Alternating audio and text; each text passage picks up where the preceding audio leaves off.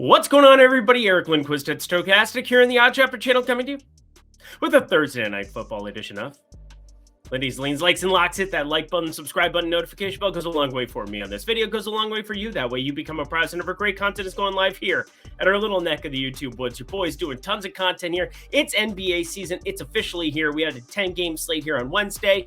Hopefully that's going well for me here because it's about to start. But we've also got ourselves Thursday Night Football, 4 games in the NBA streets. You can check out NBA Lindy's for that, as well as maybe some World Series stuff. That'll for sure be going on over at Tails. What is Tails, you ask? Well, that is our marketplace where you can find me and a number of other, I hate the word, but cappers. You can find a bunch of handicappers as we are talking through sports. We are extremely good at what we do, and well, we want to share those skills with you. You can sign up for our packages individually. Well, mine is Lindy50. Get 50% off all of my picks right now using that, as well as an incredible opportunity to just get everything for free. You can sign up and deposit at any of our partners here. On the left side of the screen, you see Pick'em. On the right side of the screen, you see Sportsbooks. You have an opportunity to check out everything that we have to offer over at Tails here with myself or any of our other cappers. If you want to check out DKDFS, which I strongly recommend doing, you can do that. If you want to check out Donuts, he's an incredible capper as well. My buddy Lofty in the NFL streets, obviously you've seen his videos here on the OddsShopper channel. Tons of other people, you can get those packages for free full month just by signing up with one of our partners. In addition to the deals that they're getting, here are the 4 simple steps you have to do in order to take advantage of that. Just find one of the promos. If you haven't signed up yet, Underdog Fantasy, for instance, you just sign up there, you utilize the deposit bonus over there, and you place a bet. Take a screenshot of that bet. First bet settles, done. Email it to support@oddshopper.com with those screenshots, and you'll get Lindy's Locks, myself, for free, or anybody else that you want in that marketplace. I know that's not written there, but you know what? It is something that we wanted to add. Anywho, check it out because it's a great deal. Anywho, we've got my Minnesota Vikings taking on the Los Angeles Rams in LA at SoFi. I'm ready to break it down. Producer Jacob, you are too. Let's get to the picks. Whoo, darling. Minnesota coming off of a 2-point loss, 30-28 there, going up against Detroit. Gotta say, I can't be all that disappointed as a Minnesota fan. We gave it the old college try. It's a little disappointing coming off the bye to have the team on the other side be the more physical at the line of scrimmage. We saw David Montgomery play really well. Even in the passing game, had a couple of really impressive plays. But the whole calling card of the entire thing is that the defense, the Brian Flores blitzing, doesn't really help if they're just going to run the ball down your throat. I mean, that's really what it comes down to. Now, can Kyren Williams and the Los Angeles Rams do the same thing? I'm going to argue no. Now, Kyren Williams can still have a phenomenal dynamic game. That's what happens when you play nearly 100% of snaps. Although Blake Corum getting a shot here or there, he actually got some goal line carries 2 weeks ago. That was something that went over my head. Wanted to go back and double check the data, but we've got a 3-point spread here. Minnesota's favored going up against the Rams. But the big question for me is how much Cooper Kupp is going to play in this game. Cooper Kupp has practiced in full here over the course of the last week. We haven't seen him since he got dinged up right after Puka Nacua got dinged up in week 1. Man, everything bad happens against Detroit in the injury situations. Hey, at least Minnesota came out of it somewhat unscathed, but you play a physical team like Detroit. I know that there's a lot of trends people posting over on X that look at these teams after they play Detroit. They get their face kicked in the next time out. It doesn't help that it's on the short week either here for Minnesota, but for the most part, Cooper Kupp, his snap count is going to be a big deal. One, there's trade rumors. They want to show him off, show that he's healthy, and potentially if they are going to move him, if they are going to finally cut bait with this season, Cooper Kupp could be exiting after showing that he's still in full health. But 2, he could also play 100% of snaps because you're trying to win a football game. Like, there's so many different variables, I think, for how Cooper Kupp's run out here is. I think he'll be on a limited snap count. I projected him right around 60% of the snaps as for right now. I'm pretty comfortable tapping that a little bit up if need be, but he's going to really vulture a lot of this offense, specifically Kyren Williams, touchdown equity. It's not nearly as high when you don't have Tutu Atwell being your target getter out there for the Los Angeles Rams. It's basically Kyren Williams multiple times here at the goal line or bust. Well, Cooper Kupp at least gives them the option in the passing game. Colby Parkinson, maybe a little bit of somebody that could sneak in there as well, but man, the touchdown market is really, really bleak here for this game. So I'm not going to be dealing with it. I don't think you should either. But let's start with the lean. It kind of piggybacks off of 2 guys that I just brought up, Cooper Kupp and Tutu Atwell.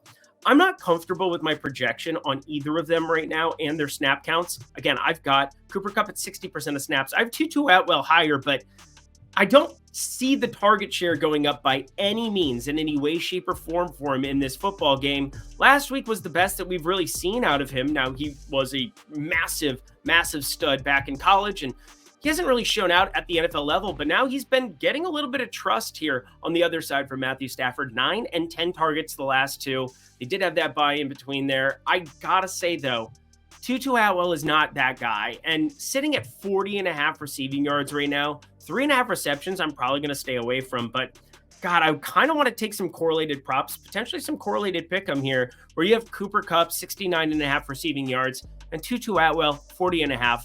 I like shorting both of them, but I don't like them. I'm leaning their direction. I can't really pull the trigger. I think that there's a range of outcomes that's too wide for Kupp.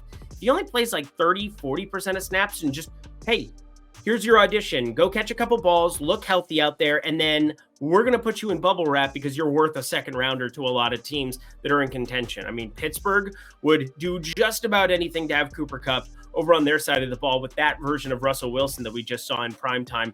I'm pretty positive that there's the Washington Football Commanders, Washington Football Team / Commanders / Redskins / whatever you want to call them. They would definitely be interested in a Cooper Kupp as well. You put him on the slot, you put McLaurin out wide, that probably helps out both of them. A rising tide fills all boats, or whatever the hell the saying is. There you go. But anywho, let's get to the actual bets, shall we? Because this is where it begins.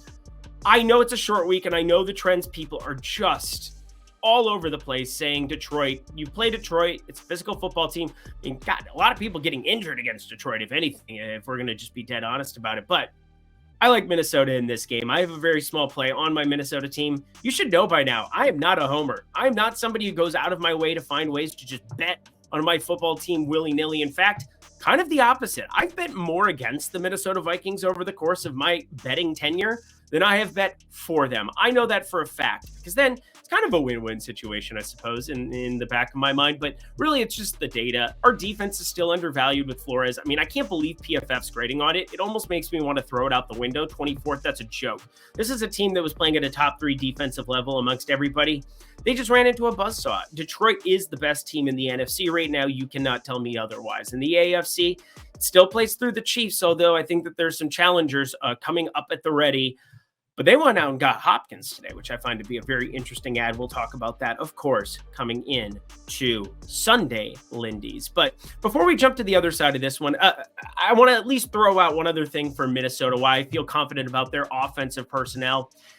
I feel like our offensive line has just been phenomenal. Christian Darrisaw. I mean, this guy out on the left tackle position, played 60 snaps last week. And on the right tackle, we got Brian O'Neill playing at a high level. Our offensive line has been, I would say, probably the best that I can remember in recent seasons. Sam Darnold is having time out there, and you need to give Sam Darnold time. I understand that he is somebody that everybody wants to say, oh, he's automatically back. But like, Sam Darnold has been good under pressure, 95.6 a passer rating. But with a clean pocket, 107.2 passer rating. I mean, the guy, QBR off the chart when he has a clean pocket. And that's what we're going to give him here against a Rams team that has no pass rush. I think he'll be able to pick them apart with the likes of Jefferson. We'll have to pay attention. Jordan Addison, this is something where, what is his snap count going to look like in this spot like this? I'm not exactly positive, but I'm at least somewhat curious what we're going to get on the offensive end with snap counts, and we'll get to that in the lock section. But first, of course, bet 365. Bet 5, get $200. That is the sportsbook, friends, where if you have it available in one of your states, well, here are the states where it is available right here on your screen. You have an opportunity to get yourself up to $200 in bonus bets, but just by betting $5. Plus, when you take advantage of that deal at the beginning where you use it for the Lindy stuff, you get my entire package for a month free, or anybody else in that marketplace completely free to use. So sign up down at the link below. Bet 365, bet 5, get 200. Only for 21 and over. If you have a gambling problem, please call or text 1-800-GAMBLER. Back to the picks we go. And the lock. Oh my goodness. It is just so tough to understand how to go about projecting Cooper Kupp in this game. It is atrocious, but I gotta say, I've kind of been burying the lead for me. I have no idea what to make of Aaron Jones coming off of a bye week in week 6. Almost all of the snaps there, a high allotment of snaps in week 7 there up against Detroit. Did you see it? I saw it. And then you saw Ty Chandler kind of sent to the shadow realm. We went out and surprisingly got Cam Akers again. Cam Akers was the acquisition that we got last season in a trade from LA when LA basically said Kyren Williams is going to be our guy. We then have Cam Akers sent to Houston at the end of this season. He signs with Houston, and now we're getting him back. So I got to say, what exactly do we see for a workload between Aaron Jones and Ty Chandler on a short week? I have no clue. All I know is that this number is basically projecting the tippy top range for Aaron Jones on a Thursday night football game. And I don't think I agree with it. Aaron Jones last week, out of 60 offensive snaps, 43 of them. Ty Chandler, only 11. That's 54 of the 60 RB snaps in the game between these two guys.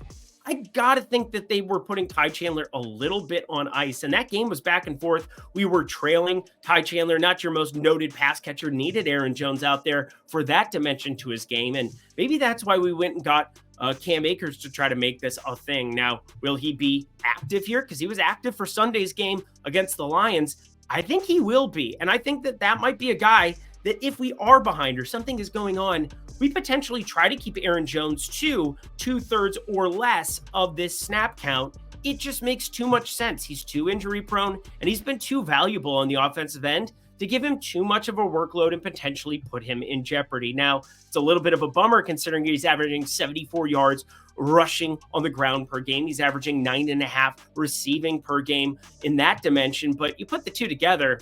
Again, this is the tippy top of the range. And I know the Rams, this is a 48 total. I understand that we've got a lot of ways that Aaron Jones can bust off a play here or there and people don't like their unders. But I think this game is just chock full of advantageous unders if you feel comfortable. And I feel comfortable pulling the trigger on the under of 97.5 rushing plus receiving yards for Aaron Jones here on Thursday.